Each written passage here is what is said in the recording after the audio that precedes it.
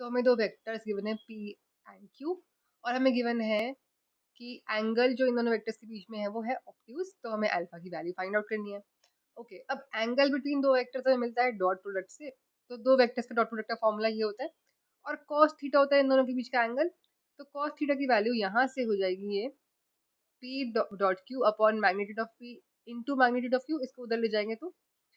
अब हमें गिवन है कि इनके बीच का एंगल ऑब्ट्यूज है, तो cos थीटा या इनके बीच का एंगल यानी cos थीटा ऑब्ट्यूज है, यानी cos थीटा की वैल्यू लेस देन 0 हो जाएगी, तो यानी इसकी वैल्यू लेस देन 0 हो जाएगी। इसे लिख लेते हैं, तो कुछ ऐसा हो जाएगा। अब क्योंकि ये दोनों मैग्नीट्यूड है P और Q के, तो मैग्नीट्यूड तो हमेशा कांस्टेंट टर्म ही होती है,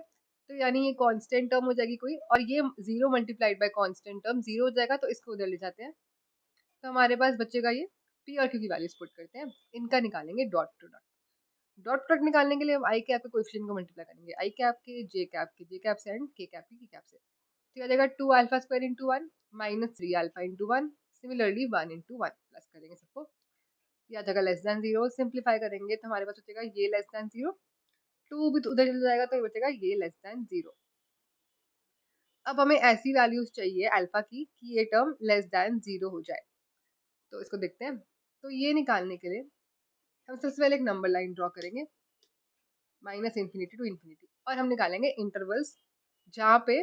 ये वैल्यू होनी चाहिए लेस देन 0, वही मिलेगी हमको अल्फा की वैल्यू। तो अगर हम इसको 0 से इक्वेट करेंगे तो ये आ जाएगा 0, एक पॉइंट मिलेगा 0, और इस टर्म को 0 से इक्वेट करेंगे तो हमें अल्फा मिलेगा 1, तो 0 और 1 हो जाएंगे हमारे 2 पॉइंट्स, ये हो जाएंगे हमारे 3 इंटरवल्स। अब हमें ऐसा इंटरवल चाहिए जिसमें अल्फा इंटू अल्फा माइनस 1 की वैल्यू हो जाए लेस देन 0, वहीं पे अल्फा लाई करेगा।